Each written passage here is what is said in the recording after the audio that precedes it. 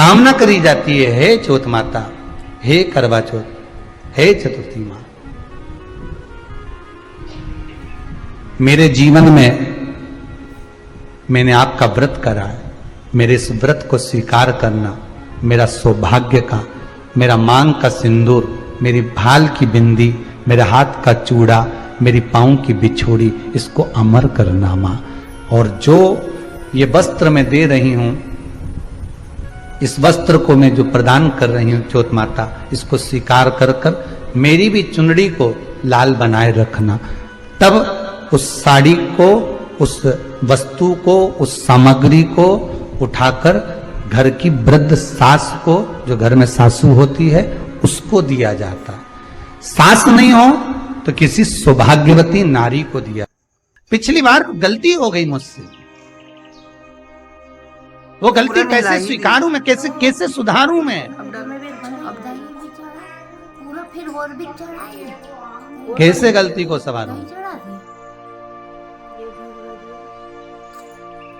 गलती को सुधारने के लिए मट्टी के करवे के साथ में शक्कर का करवा रखा जाता है। ध्यान दीजिएगा, शक्कर का करवा जानते हो, वो मीठा जो करवा होता है, मीठा जो करवा होता है, वो कब प्रयोग में करा जाता है? या तो पहली बार करवा चौथ का व्रत उठाते हैं उस समय पर, या फिर उद्यापन के समय पर, या फिर कोई गलती हमसे हो गई तो मिठाई का जो शक्कर का, शुगर का जो करवा होता है, उसको भरा जाता है कि मेरे से पिछले वर्ष जो गलती हो गई, क्या गलती हो गई भगवान, बस उस गलती को संवारने के लिए उसको भर दिया।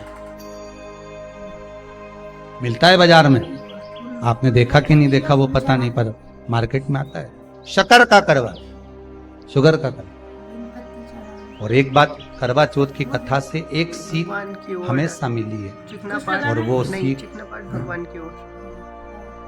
आप भी अपनी जिंदगी में जरूर उतारें। करवा चौथ की कथा में आता है, भाई बहन को भोजन कराने के लिए बुलाते हैं, पढ़िए ना कथा। उस दिन भाभियों का भी करवा चौथ का व्रत है, सेठानी का भी करवा चौथ का व्रत है, और बेटी का भी करवा चौथ का व्रत। पर भाई जब भोजन करने बैठे तो बहन को आवाज लगाई, आजा जीजी भोजन कर ले। दीदी आओ भोजन करो। दीदी ने कहा नहीं, आज मेरा व्रत है, जब तक चांद नहीं देखूंगी तब तक मैं व्रत नहीं छोड़ सकती।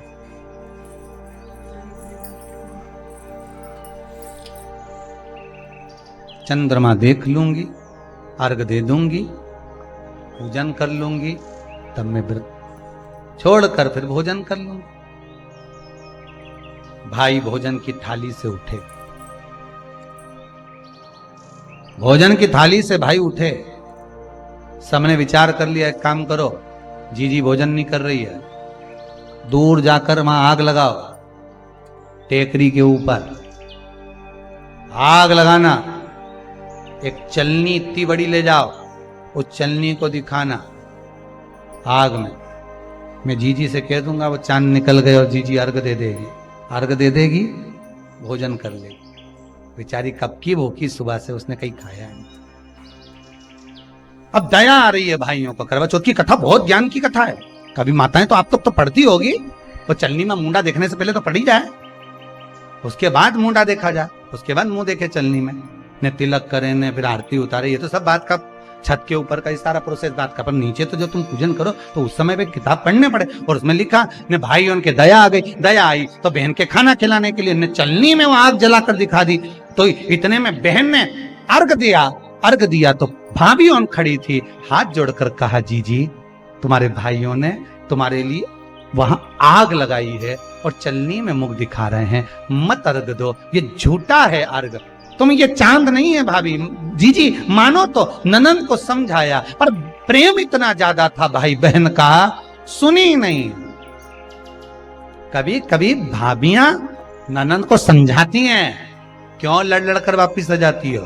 तो नंदों को लगता है हमारी भाभी तो हमारा पक्ष ही नहीं ले रही, पक्ष नहीं ले रही, तुम्हारे को जोड़ना चाहती है भाभी, इसलिए करे जीजी जरा जरा सी बात में दौड़ दौड़ के मायके मत आया करो, भाभीियों को ननद बुरी नहीं लगती, पर कभी कभी जब वो बोलती है तो तुम्हारा घर जोड़ने की बात करती है, तोड़ने की नहीं। पर हमको लगता है कि भाभी तो हमसे जलती है, हमको तो कह रही कि वहीं पड़े रहो, भरे जूता खाओ, कुछ भी करो, पड़े रहो। पर शास्त्र भी तो कह रहा है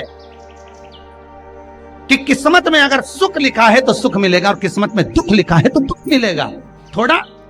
थोड़ा सा एडजस्टमेंट करना पड़ेगा।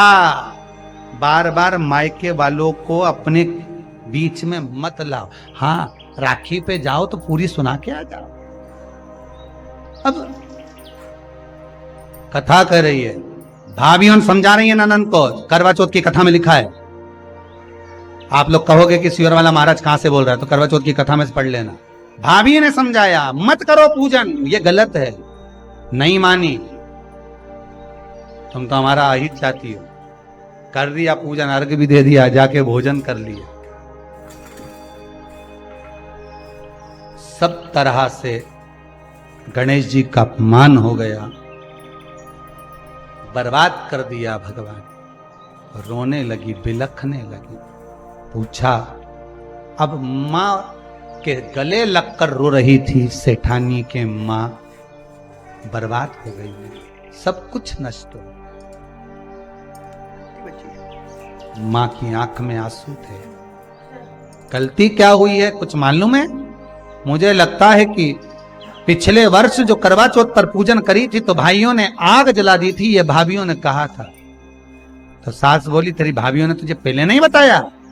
नहीं मां, मैं अर्घ दे रही थी तभी भाभियों ने कह दिया था कि ये चांद नहीं, तुम्हारे भाइयों ने तुम्हें भोजन कराने के लिए चलनी में अग्नि दिखाई। तो बेटी, गलती तो तेरी है ना।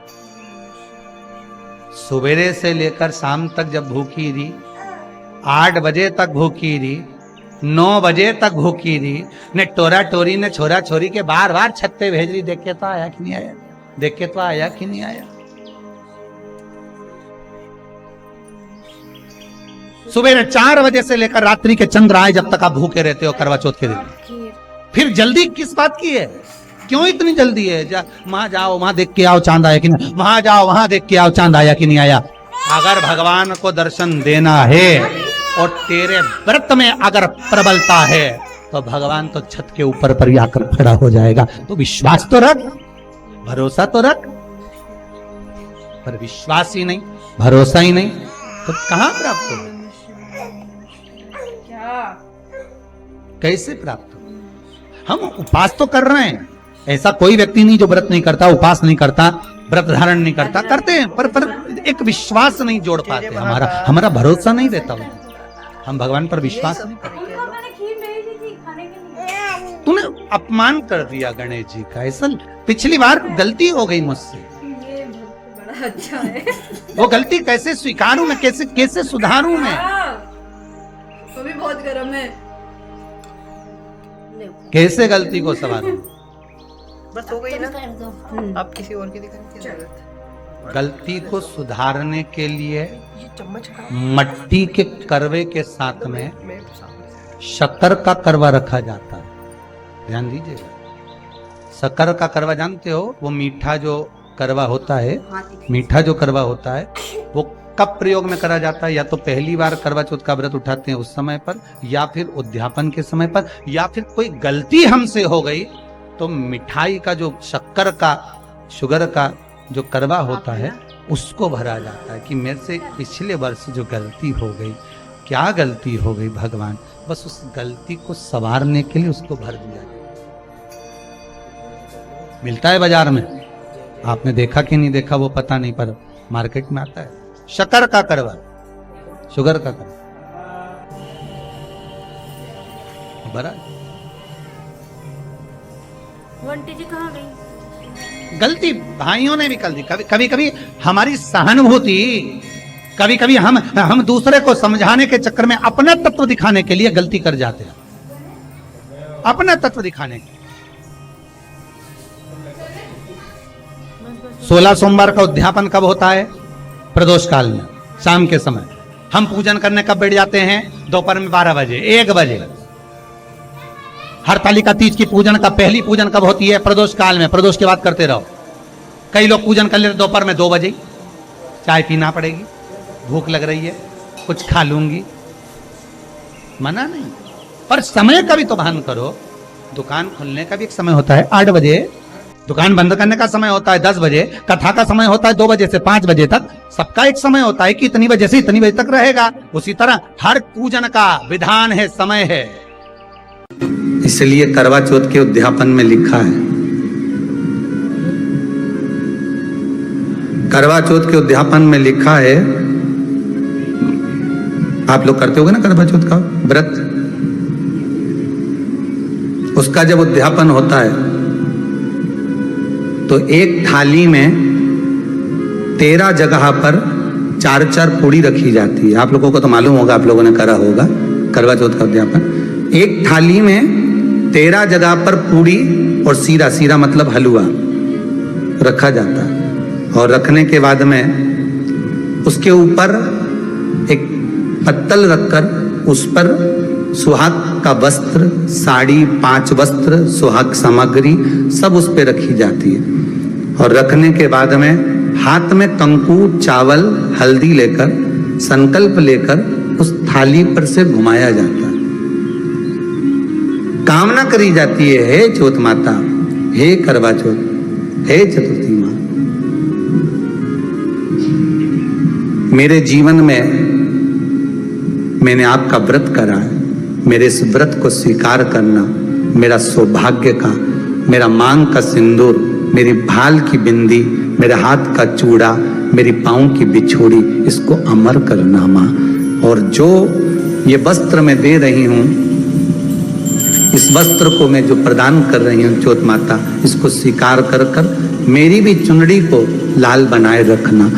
तब उस साड़ी को, उस वस्तु को, उस सामग्री को उठाकर घर की वृद्ध सास को, जो घर में सासू होती है, उसको दिया जाता है। सास नहीं हो तो किसी सौभाग्यवती नारी को दिया जाता है।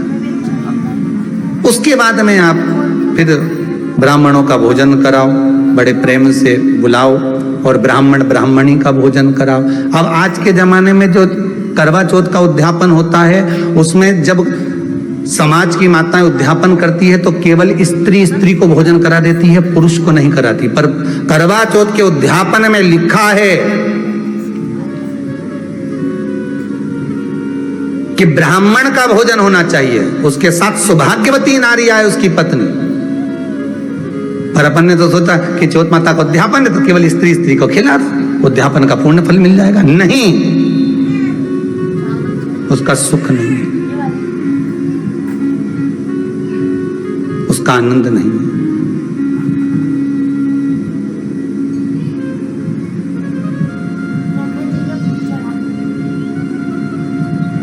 और देने का भी फल है महाराज।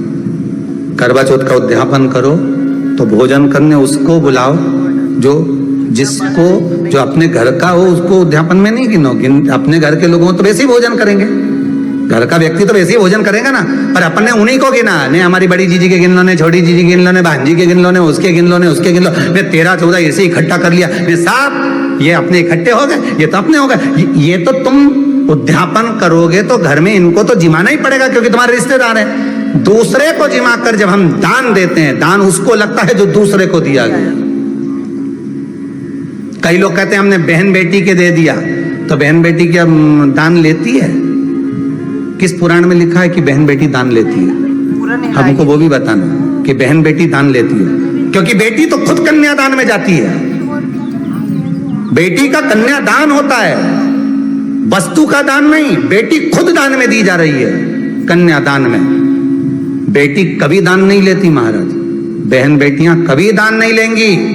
और बहन बेटियों को कह भी देना चाहिए, अगर भाभियों बोले कि हमने जीजी को दान है, दान मान नहीं ले रहे हैं, देना हो तो ठाट से हमारा हक दे रही हो। हम साल भर में आते हैं तो राखी पे साड़ी दे रही हो, ये हमारा हक है, क्योंकि हमारे मकान में रह रही हो,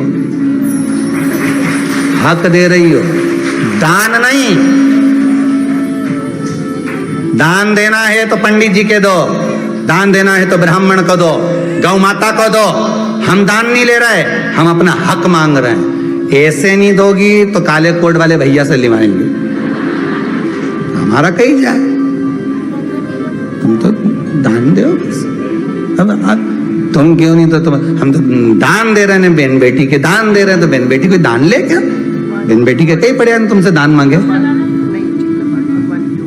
इतना बहुत तो वो खुद दान करिया है, कई दान ले भाई, वो तो हक ले रही है, दान नहीं, दान नहीं मांग रही।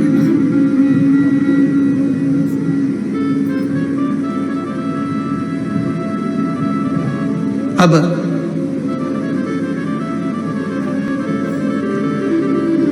वस्त्र दिया, सिंगल नहीं, एक नहीं, 2 प्रदान करो, 5 दो।